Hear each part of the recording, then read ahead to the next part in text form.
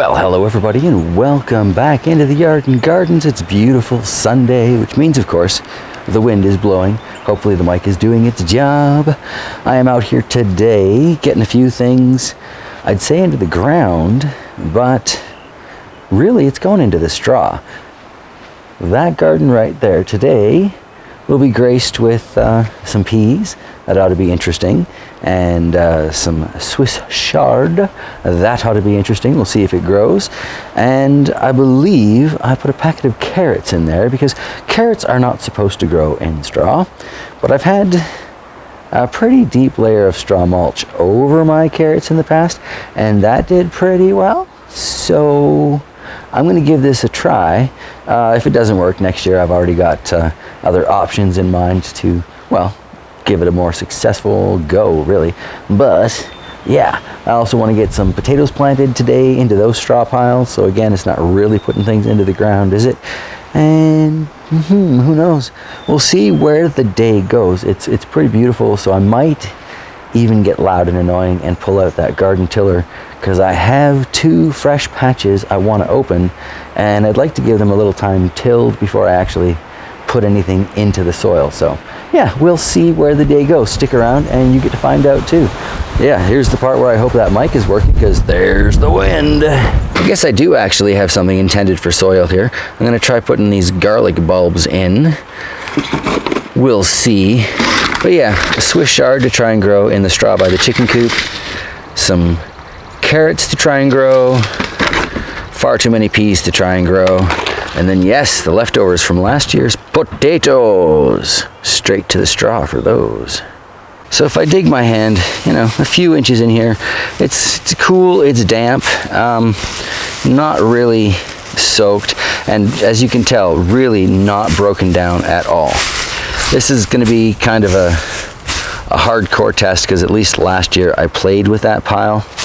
This year I topped it up with some minerals and a few things that are, definitely good ideas, but I just didn't have enough time to work it properly. Here we have the Viking potatoes from last year. It's a pretty decent start. I could probably cut that into a few different ones, but I'm not going to.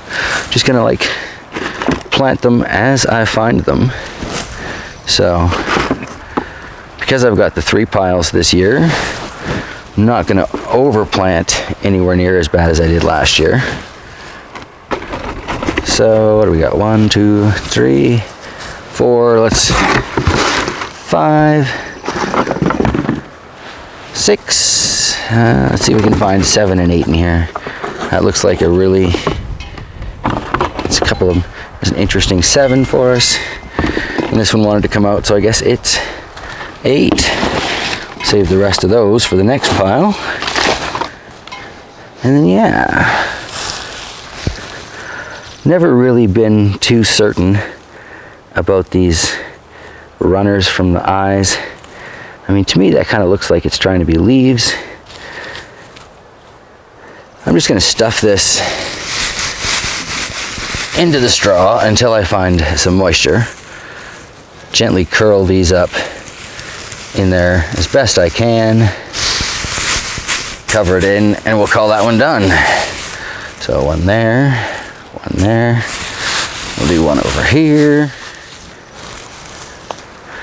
That's got some really interesting looking starts on it. I'll put that in sideways, see what it does with that. Okay, so one over here, one up there, one over there. Yeah, it's not exactly difficult to get things into your straw bales when you separate them like this. That's definitely one thing I would consider to be something of an advantage. But anyway, I'm just going to repeat this process for the rest of the potatoes. Not much to see. Then I'm going to hit the rain tote and soak these suckers like the rainstorm should have done last night. Wasn't much of a storm though, so I don't know, maybe tonight. We'll see. We'll see. So here we are, a whole lot of not exciting behavior later. I have 8 red potatoes in this pile on the right by the bunker there. I have 8 white potatoes in the pile on the left, closest to the chickens. And in keeping with true Mr. Bear style, I have the rest of both in the middle. And then proceeded to put 2 full watering cans onto each of those, and did a little quick look up at the sky, hint of prayer, please refill my rain totes. There are clouds above, there is wind, it's warm, could be a good thunder shower, we'll see. Anyway, I want to move over closer to the chickens and start with that straw pile. Now, this pile here is a bit more of an extreme test, if you will. I have really done very little more than fluff that bale. And this is 1 bale of straw, opened up, spread around, chaotically tossed and tumbled and turned. And look at that beautiful pile it made. So I'm thinking, because really it's all experimental plants in here, right? I'm probably just going to make kind of a row of peas following along our little fence line there. I do need to find a better way to secure this so they've got something to kind of grow up. Probably find a couple of stakes or something, just pound it in. Zip ties are man's best friend, and that should do the trick. It's not like I'm expecting these peas to get super heavy or whatever. But the package I've got says it's good for a 30-foot row. This is a 15-foot row, so I'll probably just double up and put them all in there. Yeah, and then Swiss chard and carrots.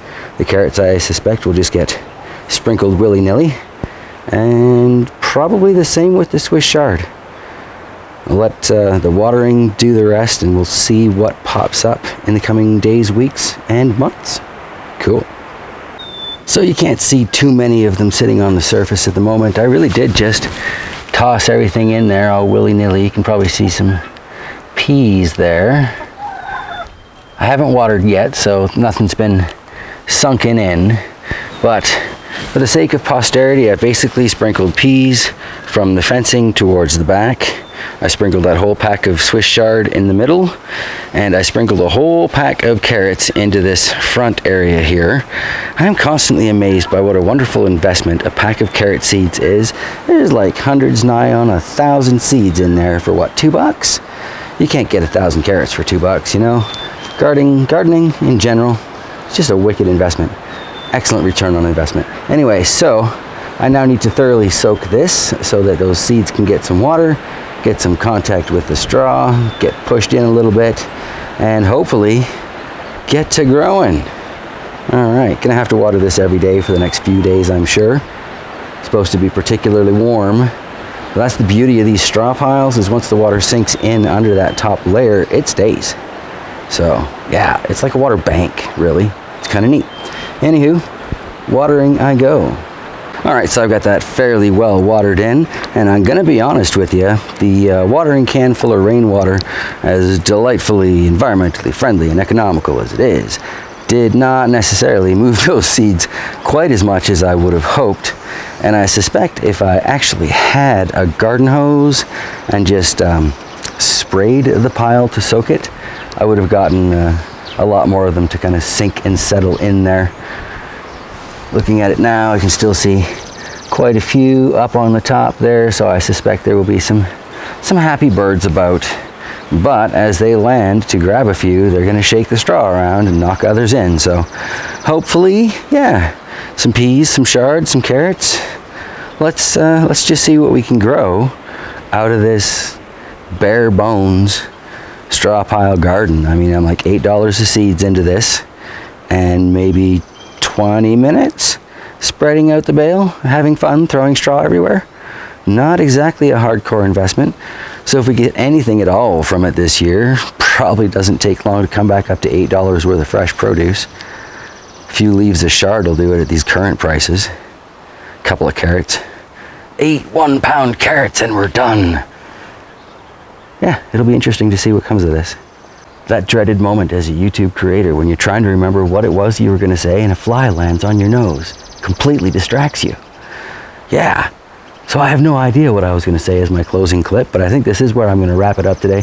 It's getting a little surprisingly warm for the camera, and I don't like to keep these out on super hot days any more than I like to keep it out on super cold days, trying to get some life out of this. Yes, I know I need to wash the lens somehow, but I'm terrified because last time I washed any part of the previous camera, it died. So sorry about the spots in the sun glare. Anywho, yeah, let me know in the comments below if you think we're going to get anything out of these relatively unprepared straw beds. And please, by all means, throw some happy thoughts towards the idea of those potatoes. And yeah, I'm still going to be working in the yard and gardens, so I guess that means there will be some surprises next time I do an actual full garden tour. Haha, you don't get to see everything as it happens. There are still things going on behind the scenes.